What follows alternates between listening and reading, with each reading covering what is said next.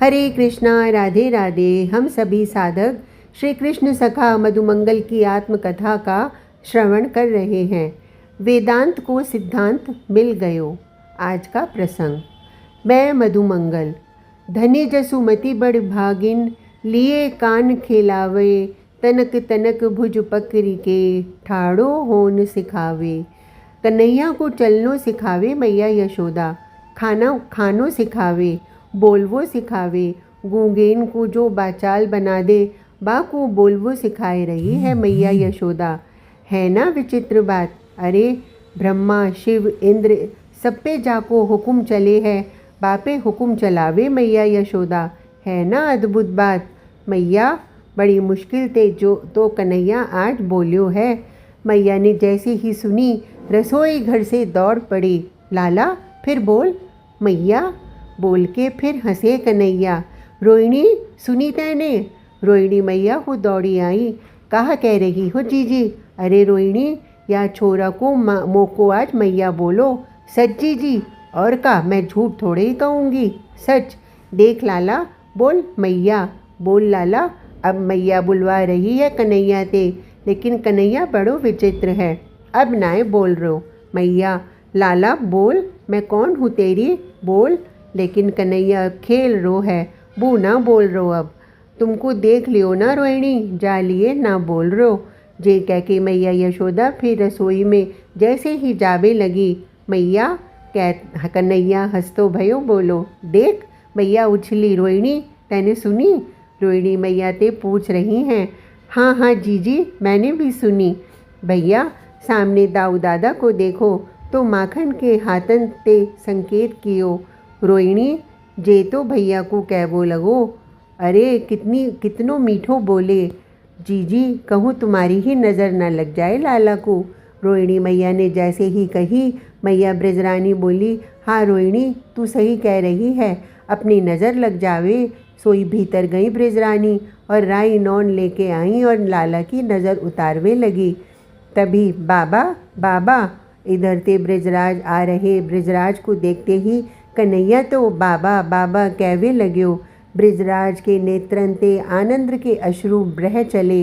वो दौड़ के गए और अपने लाला को गोद में ले लियो और पुचकारवे लगे, अपने हृदय ते चिपकाएवे लगे। मैं तो ताली पीट के नाच रो, जे आनंद और कहाँ मिलेगो। जा प्रकार ते समय बीत तो जाए रो। और कन्हैया अब धीरे धीरे चलवे लगे हैं। दोनों राम शाम धीरे धीरे चले, फिर गिर जामे तो फिर रोमन लगे। मैया आके पुचकारे। एक दिना की बात। दाऊ भैया और कन्हैया दोनों चले तो हैं, लेकिन देरी पार नाए कर सकें, बस वहीं अटक जामे। मैया ने बहुत सिखायो, ऐसे देरी पार करनो है, लेकिन अभय नाए सीख पाए। आज देरी में जाकर रुक गए। दाऊ दादा ने बड़ी मेहनत ते देरी पार करी। फिर बुलाए वो लाला को।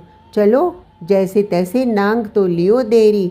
लेकिन अब कन्हैया देरी ते नीचे ना उतर गए, यानी देरी लांग के पार तो पहुंच गए, लेकिन अब इन्हें नीचे उतरनो है। अब क्या करें? तो कन्हैया नीचे उतर गए, देरी पकड़ी और लेकिन पकड़ते ही रहे। चौकी हाथ छोड़ देते तो गिर पड़ते, क्योंकि अधिक नीची हो। अब लटक गए, अब रो भी नहीं सके। चौकी डर गए हैं, फिर रोएंगे तो गिर ही जाएंगे। अब तो दाऊ भैया को ही सहारो है।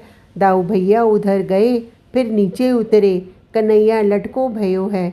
मोको हंसी आए रही। देखो लटको भयो है ब्रह्म, नहीं नहीं पर ब्रह्म। एक ऋषि हैं कण्व ऋषि। वो बेचारे ब्रिज में आए और ऋषि शांडिल्य ते बोले, मैंने भगवान शंकर ते पूछी कि परब्रह्म आकार लेके आए रहे हैं, तो कहाँ आए रहे हैं? भगवान शंकर ने कही, तुम ब्रिज में जाओ। तो मैं ब्रिज में आए गयो। अब बताओ वेदांत को सिद्धांत कहाँ है? ऋषि शांडिल्य हंसते भय बोले, हे ऋषिवर, आप यहीं रहो। वेदांत को सिद्धांत यही प्रकट है, व्यवहारो है। अब मोकू ऐसे गंभीर ऋषि को देखते ही दूर ते प्रणाम करवे की इच्छा होवे। अब मोको हुजे पकड़ लेते और गंभीर है के मोते पूछते, वेदांत को सिद्धांत कहाँ है? मैं कछु नहीं कहतो। बस हाथ जोड़ के भग जातो वहाँ ते। अब तो ऋषि शांडिल्य हूँ मोको दिखाते और कहते, वेदांत को सिद्धांत कहाँ है, जे बात मधुमंगल बतावे गो। मैं तो परेशान है गयो हो। आज कन्हैया लटके हैं देरी में। दाऊ भैया नीचे चले गए हैं और कन्हैया के पामन को पकड़ रहे हैं। कह रहे हैं, लाला आजा, नीचे आजा। मैं तो लीला को दर्शन कर रो। तभी कण्व ऋषि आए गए। मैंने देखियो तो आनंद में उछल्यो। कण्व ऋषि के पास मैं गयो और बोलो, बाबा अब पूछो, कहाँ पूछ रहे हो। ऋषि बोले, वेदांत को सिद्धांत कहाँ है। मैंने कही, बाबा वेदांत को सिद्धांत या नंद की पौरी में अटक क्यों पड़्यो है। ऋषि ने आश्चर्यचकित है के पूछी, कहाँ है। मैंने कही, बू देखो। ऋषि ने जैसे ही देखियो लाला को, बस नील ज्योति को प्रकाश उनके हृदय में कौंध गयो। ऋषि आनंद की धारा में बहवे लगे। वो नाचते भई कह रहे, वेदांत को सिद्धांत तो मोको अब मिल्यो है। तभी यशोदा मैया आई और लाला को देरी ते निकाल के ले गई। मैं ऋषि के पास बैठ्यो हूँ, लेकिन ऋषि तो समाधिस्थ है गए हैं। आज का प्रसंग इतना ही। कल तक के लिए हरे कृष्णा, राधे राधे।